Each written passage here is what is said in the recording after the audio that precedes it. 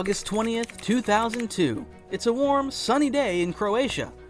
As the sun beats down on him in Park Lincia, Croatia, an aspiring professional climber dusts his hands and checks his gear. He's about to take on an 8A climb, something that is far from a beginner route. This is a climb designated for those with above expert level climbing skills and involves scaling an arch that is definitely not for the faint of heart. Despite its difficulty, the climber reaches the peak of the oddly shaped route with a deft swiftness on his second try, climbing with all the confidence you would expect from a seasoned competitive climber. However, there's one important factor you have to consider in this story. This climber is only 9 years old, and he already has several expert-level peaks under his belt by this point. This spectacle of a human is Adam Ondra, an elite athlete and professional climber who is, by most accounts, one of, if not the best in the world at what he does.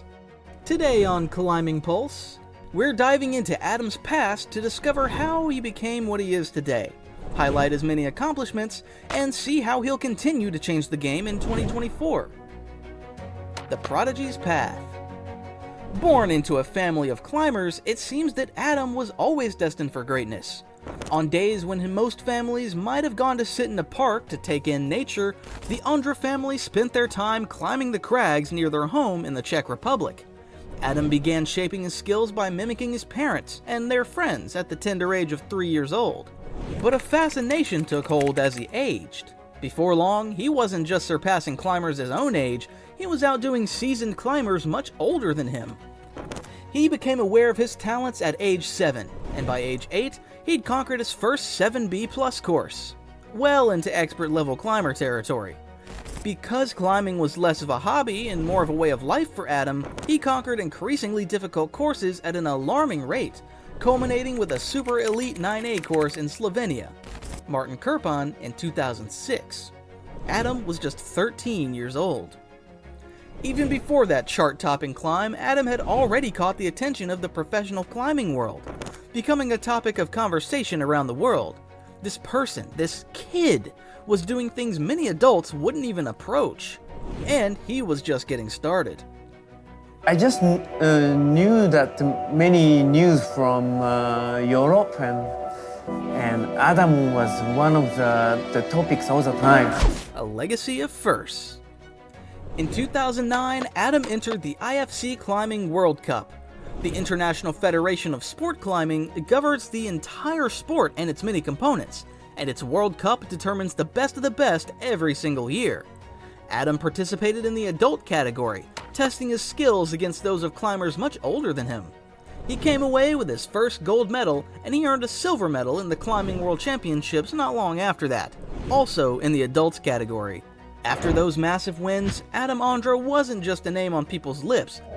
He was a certified professional climber and a force to be reckoned with in the competitive world.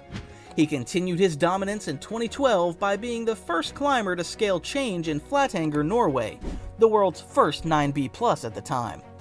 Conquering 9B+ became kind of a hobby for Adam, as he was also the first to ascend La Dura Dura in Spain, and Vasil Vasil in his home crag of Sloop in the Czech Republic. You don't achieve this level of accomplishment in any sport purely through luck, and Adam has certainly put the work in to get to where he is on top of his natural abilities. He possesses a shocking level of creativity, technique, and force of will that he's developed over the years. Where other climbers would be stymied, Adam comes up with off-the-wall solutions to seemingly insurmountable challenges. This includes such feats as inverting himself on a sheer rock face, using his legs to support him, and freeing up his hands to install hand jams for his safety. Adam is truly remarkable, and he does make climbing these expert courses seem easy, but his success doesn't come without significant physical exertion. In fact, he has developed a much memed habit of screaming like a banshee on his climbs.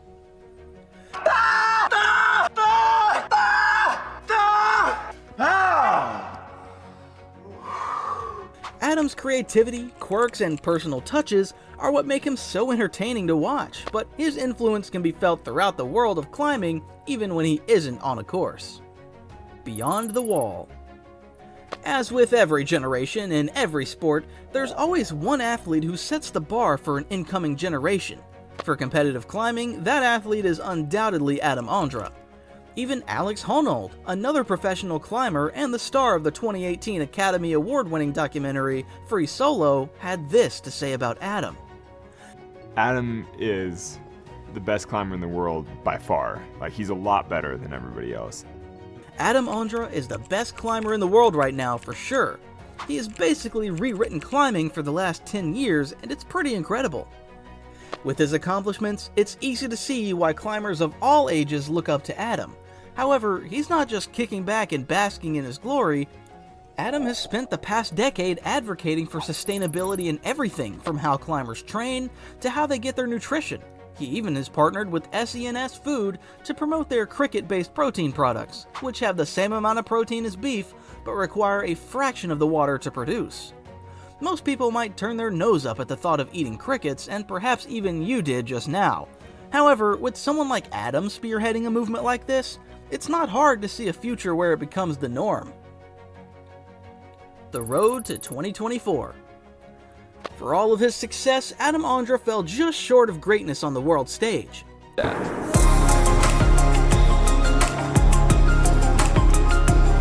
In the Tokyo 2020 Olympics, the climbing category focused on speed climbing, an event that has never been Adam's strong suit. This led him to finishing 6th when he was the favorite for the gold. Not being able to conquer something must have been a new experience for Adam, and it was a disappointment for his fans who spent years following his journey up to that point. But the athlete never seemed all that discouraged. After the event, he said, "Being left without a medal hurts, but it's kinda hard to be disappointed because I feel like today I couldn't really have done any better. It's difficult to say whether I'm sad or happy. I'm sad and it hurts a lot, but on the other hand, I'm quite happy with my performance." If anything, Adam's one bad day is serving as the fuel for his comeback. The athlete has been gearing up for Paris 2024 ever since then, which will format the climbing format in combined boulder and lead, perfectly in line with his strengths. We got a glimpse of what Paris 2024 might look like in 2022 when Adam attended the European Championships in Munich. Unsurprisingly, he took the gold.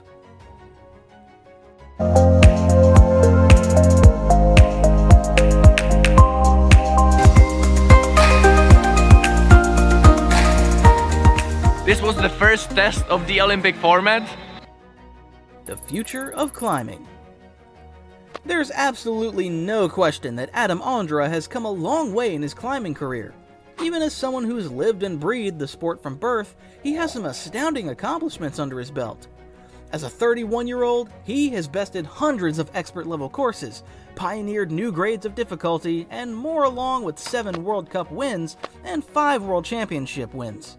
Will he also be an Olympic gold medalist in the near future?